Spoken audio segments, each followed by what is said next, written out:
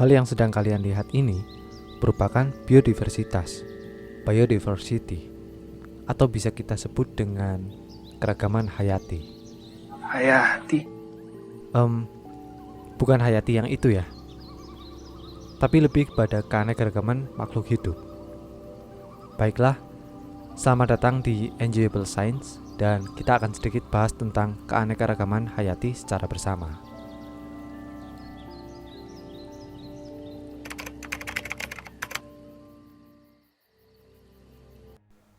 Keanekaragaman hayati adalah istilah yang digunakan untuk menggambarkan keanekaragaman makhluk hidup yang sangat besar di bumi.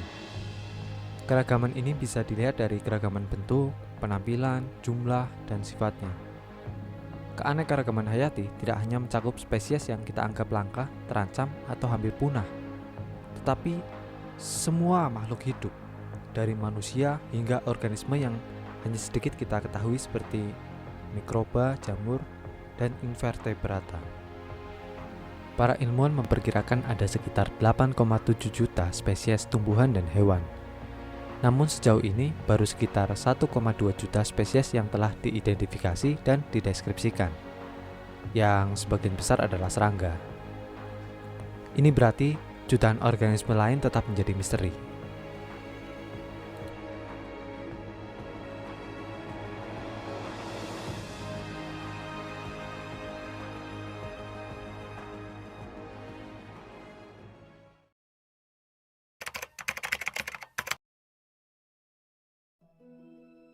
Kita sudah mengerti bahwa keanekaragaman hayati merujuk pada kekayaan informasi tentang seluruh makhluk hidup yang telah kita kenal sampai saat ini. Untuk mempermudah dalam klasifikasi atau penggolongan makhluk hidup, maka dibutuhkan sistem klasifikasi agar lebih tertata penamaan dari jutaan spesies yang ada di seluruh dunia. Intinya adalah keteraturan dalam penamaan. Penamaan dalam sistem klasifikasi diperuntukkan mempersatukan, menyamakan, atau memperagamkan penamaan suatu makhluk hidup di seluruh dunia. Anda tentu tidak perlu menghafal seluruh nama spesies yang banyak tersebut, karena Anda dapat mengecek istilah ilmiah dari suatu individu di mesin pencarian online yang ada saat ini. Klasifikasi itu sendiri disebut sebagai taksonomi atau tingkat pengelompokan. Taksonomi merupakan cabang dari ilmu biologi untuk mengadakan klasifikasi, identifikasi, dan tata nama dari makhluk hidup. Urutan dari tumbuhan yang kita kenal yaitu dari kingdom, division, klasi, ordo, family, genus, sampai spesies. Sedangkan pada hewan yaitu kingdom, phylum, klasi, ordo, familia, genus, dan spesies. Saya tentu tidak akan membahas lebih jauh dari sistem klasifikasi ini.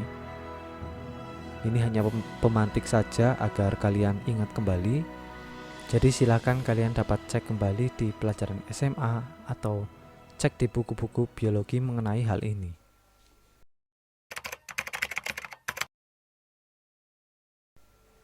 Keanekaragaman hayati muncul sebagai akibat dari adanya persamaan dan perbedaan ciri serta sifat pada makhluk hidup.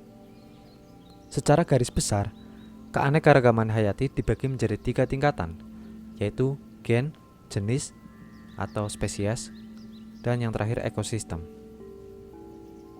Pada keanekaragaman genetik atau gen, adalah keanekaragaman yang terjadi karena adanya keanekaragaman susunan gen. Gen adalah materi yang terdapat pada kromosom yang bersifat herediter atau diturunkan, yang fungsinya untuk mengatur dan mengendalikan sifat atau penampilan makhluk hidup itu sendiri. Variasi gen dapat terjadi melalui perkawinan maupun akibat interaksi gen dengan lingkungannya. Kita ambil salah satu contohnya, yaitu pada bunga mawar. Meskipun sama-sama bunga mawar, tetapi warna mahkota pada bunga mawar bisa berbeda-beda, tergantung susunan genetik penyusun warna pada bunga mawar tersebut. Tingkatan selanjutnya yaitu keanekaragaman jenis atau spesies. Keanekaragaman ini mengacu pada jumlah dan variasi dari jenis-jenis organisme. Kita ambil contoh pada variasi ikan, yaitu ikan gurami dengan nama latin Ospornemus gauraimi, kemudian ikan nila Ospornemus niloticus, ikan gurami raksasa Ospornemus septemfasciatus, dan lain sebagainya. Keragaman ekosistem mengacu pada persamaan dan perbedaan dari komponen penyusun dalam ekosistem. Kita akan membahas lebih jauh tentang ekosistem lain waktu mungkin.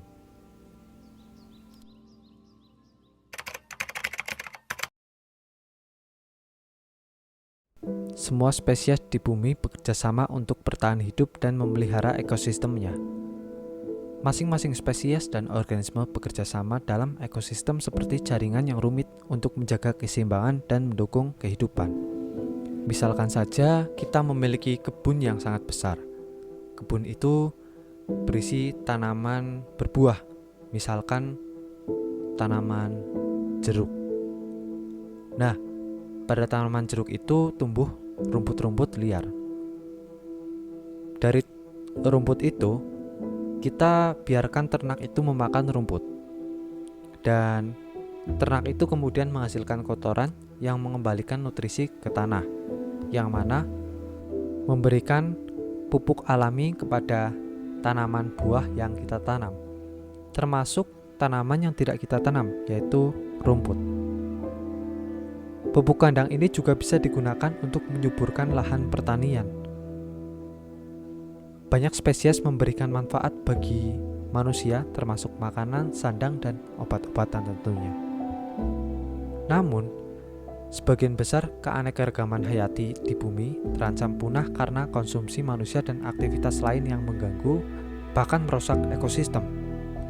Polusi, perubahan iklim, dan pencemaran yang dibuat oleh manusia itu sendiri merupakan ancaman bagi keanekaragaman hayati. Ancaman ini telah menyebabkan peningkatan tingkat kepunahan spesies yang belum pernah terjadi sebelumnya. Sekitar 3/4 lingkungan darat dan sekitar 66% lingkungan laut telah diubah secara signifikan. Lebih dari sepertiga permukaan tanah dunia dan hampir 75% sumber air tawar sekarang digunakan untuk produksi tanaman atau peternakan. Perubahan iklim memperburuk dampak pemicu stres lainnya pada alam dan kesejahteraan kita. Manusia telah menangkap ikan secara berlebihan di laut, mencemari sumber air kita, dan menciptakan krisis iklim. Tindakan ini berdampak pada keanekaragaman hayati di seluruh dunia, dari tempat paling terpencil hingga halaman belakang rumah kita sendiri. Beberapa ilmuwan memperkirakan bahwa setengah dari semua spesies di bumi akan musnah dalam abad mendatang, sehingga dibutuhkan upaya konservasi untuk melestarikan keanekaragaman hayati dan melindungi spesies yang terancam punah, termasuk pada habitatnya. Terima kasih, saya Anang Fatoni, dan see you next time.